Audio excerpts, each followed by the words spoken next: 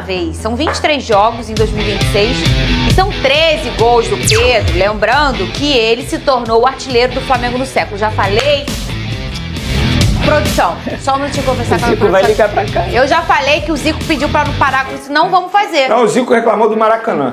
Novo Maracanã. Novo Maracanã. É. Tá liberado esse, então? É porque o Zico falou assim, Maracanã é o Maracanã, é tudo igual. Então esse tá liberado? Esse tá liberado. Então pode continuar, Igor Pérez, tá bom? Eu amo camisa 9 com esse perfilzinho de camisa 9. Eu sou fã. Eu passei a amar o futebol na década de 90. Então, eu cresci vendo 9, 11. Então, eu amo isso aí. Eu amo esse tipo de jogador. Mas tem um outro rapaz que vai ser pai. Sabe quem é? Começa com I? Isso! Ele vai ser pai e ele não para de fazer gol. Uma pessoa com o mesmo nome dele, a gente para o mundo, né? Que é o Jesus, não é isso? Sim. Ele tem o mesmo nome, só que aí é no sobrenome, entendeu? Sim. Igor Jesus. Eu posso falar Pode sobre começar essa, com Vamos falar esse isso. ventilador do Pedro na Copa? Pode, vamos falar dos números dele também. Vamos tá no lá. telão. Primeiro, Fala comigo, Pedro. falar do Pedro numa seleção brasileira não é nenhum absurdo. Verdade. Porque a gente sempre elogia aqui. Perfeito. E pra mim, o Pedro é o melhor centroavante do futebol sul-americano, não só do futebol brasileiro. Porém, ele não foi chamado por Ancelotti. Infelizmente, ele acabou sofrendo uma lesão quando eu acho que ele seria chamado. Tanto E é que não o é a próprio primeira Ancelotti, vez, né, Veneza? Exatamente, o próprio Ancelotti mencionou isso, que o Pedro estava no radar e ele sofreu uma lesão muscular, ficou à ausência. Então, não faz o menor sentido o Pedro ser ventilado na seleção brasileira, tendo visto que a posição dele é centroavante. E o Ancelotti já disse que só pretende levar um centroavante, no máximo dois, que seria João Pedro e mais um. E esse um eu acho que é o Igor Thiago, tem o Igor Jesus e tem o Pedro Eu acho também. que é o Igor Thiago, porque no último jogo ele pediu pro Igor Thiago bater pênalti. É como se fosse assim, o meu jogador ele vai ser testado, ele pega a bola aí, bate o pênalti. Sim. E ele tá indo muito bem no futebol inglês. Vice-artilheiro no futebol inglês, mesmo não jogando numa equipe de altíssimo nível, ele só tá atrás do Haaland. Então assim, pensar no Pedro na seleção brasileira não é absurdo, mas pensar no Pedro na seleção brasileira do Ancelotti para disputar essa Copa do Mundo, talvez seja um absurdo. Acho que o único jogador que pode ser chamado para a Copa do Mundo sem ter sido chamado em um amistoso anteriormente pelo Ancelotti é o Neymar. Sim, perfeito, Vene. A gente faz brincadeira, clubismo e tudo mais, cada um vai vender sua sardinha. Eu quero o Igor Jesus, o Caio quer o Ryan, mas a gente não pode... Não, eu como torcedor não queria nenhum na Copa do Mundo. É prejudicial o clube, gente. Não, para. É claro que é. Gente, é claro que é. Não. Você acha que o presidente do Flamengo... Fernandinha Maia!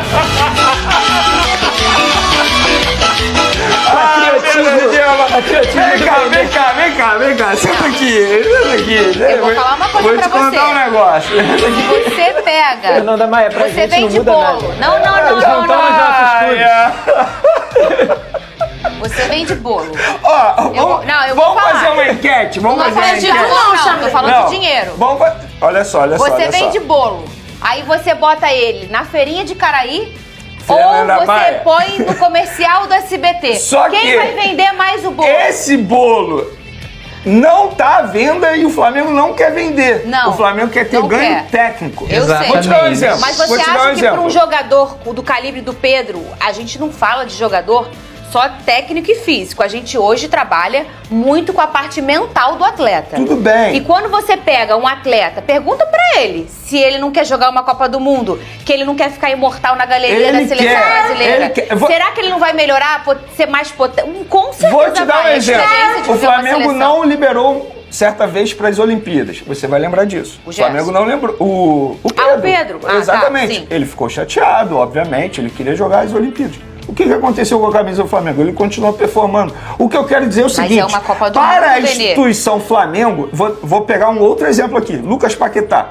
O que seria melhor para a instituição Flamengo, pensando no decorrer da temporada? Ele ir para uma Copa do Mundo, não fazer pré-temporada, porque ele não vai tirar férias, ele vem de um longo período sem férias, ele vai perder tempo suficiente para poder treinar com os demais jogadores, ele vai ter risco de lesão com a seleção brasileira, o próprio Pedro. Isso, mas é isso tudo dentro do jogo do jogador de futebol. futebol. Você acha que o Flamengo investiu 42 milhões de euros pensando numa venda futura do Lucas Paquetá? Quem vai chegar aqui e vai pagar mais do que 42 milhões de euros? Paquetá não vai por um detalhe e o Brasil é hexa, a cabeça do Paquetá. Não, olha só, Fernandinho. Eu entendo o pensamento do dirigente, que é o que o Benê tá falando. Mas o torcedor vai gostar de ter um jogador do Flamengo. Não. Se você fizer uma enquete, eu tenho certeza que o torcedor do Flamengo não quer que nenhum jogador do Flamengo vá. Será, Exatamente. Será não? Eu arrisco. Bota aí.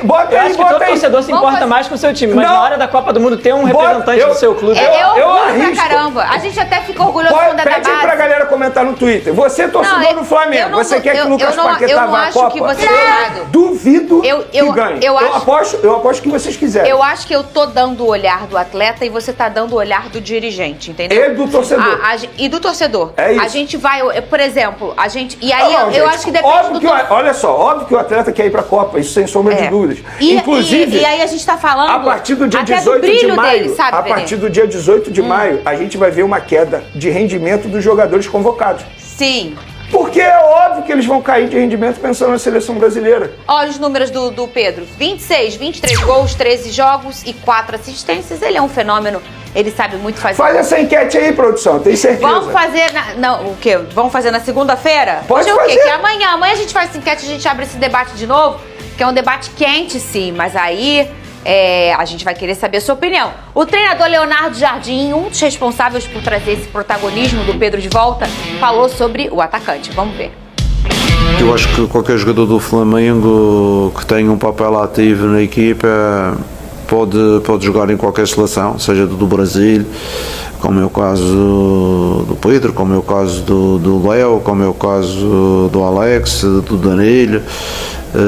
São jogadores que podem ter a porta aberta para a seleção e alguns deles têm sido convocados com regularidade. Em relação aos jogadores, é uma satisfação, eu tenho uma satisfação grande, não é o caso específico do Pedro, mas é uma satisfação quando os jogadores rendem com o meu trabalho, não é? Isso para o treinador é sempre um dos objetivos, além dos títulos, além das vitórias, é que os nossos jogadores rendam com os nossos métodos, com a nossa forma de gestão. Isso que eu vi ano passado, foi bem lembrado pelo André. Aí tem o contrário. Aconteceu comigo, está acontecendo até agora. Flamengo e Santos, você fala, cara, não foi pênalti. Não, mas houve um toque, não sei o quê, blá, blá, blá. Não houve porra de toque nenhum, cara. O cara, houve um contato leve e o cara caiu. Porque ele se joga. Como o Vitor Roque se joga. Como o Hulk se joga. Como o Wagner Diniz jogava no Vasco lá nos anos, sei lá, 2000 e pouquinho, não é? Isso acontece há quantos anos, gente? Eu vi um vídeo essa semana, até... Eu compartilhei com algumas pessoas, não sei se eu mandei para vocês, um jogo é um programa, gols da rodada da Globo, lá dos anos 70. Aí tem um jogo Atlético e Vasco. O Cafuringa, ponta direita, que foi do Fluminense, era do Atlético Mineiro. O Cafuringa leva um toque no pé, pênalti, claro, ele cai e levanta. Ele cai e levanta e continua jogando, porra. O cara cai e levanta, segue jogando. E na sequência sai um golaço do Reinaldo. O Reinaldo dá um chapéu no Abel Braga, que era zagueiro, e pimba, gol do Atlético. O narrador chega a falar, né? O Cafuringa sofre pênalti, mas segue. Ele segue, ele continua jogando. Claro que é um exemplo bem radical. Hoje o cara, quando alguém respira perto, o cara desaba. E são vários jogadores que fazem isso. Por isso que eu criei a expressão, há mais de 2 décadas, pênalti à brasileira, porque isso aí não é para colar em um jogador. Isso vale para muitos jogadores. Inúmeros jogadores. Vários jogadores. Inclusive grandes jogadores, como o Vitor Roque e como o Arrascaeta. E como o Bruno Henrique, que também se joga demais. Vários e vários e vários. É o que mais tem, cara. Vários jogadores. Tem o cara que arrasta o pé no chão já caindo para parecer que foi tocado. Tem várias técnicas para iludir. E a arbitragem é muito ingênua muitas vezes. Você tem a bola na mão do rosto. Você tinha que dar um cartão pro cara que faz isso. O VAR poderia...